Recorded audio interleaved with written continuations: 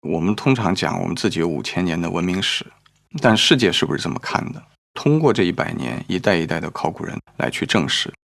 人们从洞穴居住一步一步怎么到秦汉的这个时代，又怎么连接到我们今天。既然是以考古为准绳，考古人是老老实实做学问的，我们就老老实实做片子，绝对不去偷任何懒。出现在我们片子最早的文物应该是4万年的田园洞人的遗骨，妇好墓亚长的遗骨，良渚遗址它的宫殿工程的这些遗址。我们何以中国呢去了全国的博物馆考古遗址，加起来大概230个点位，在那个大山之间，沟壑纵横之间，真正的历史恐怕是那些普通人。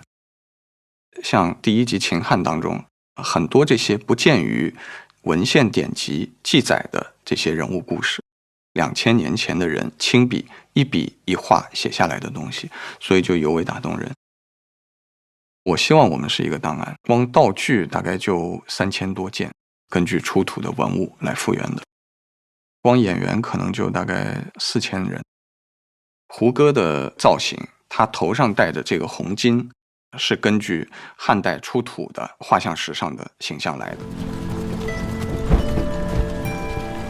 解忧身上的服装、浴室，一个乌孙的建筑空间，其实是4组专家在给我们来提供。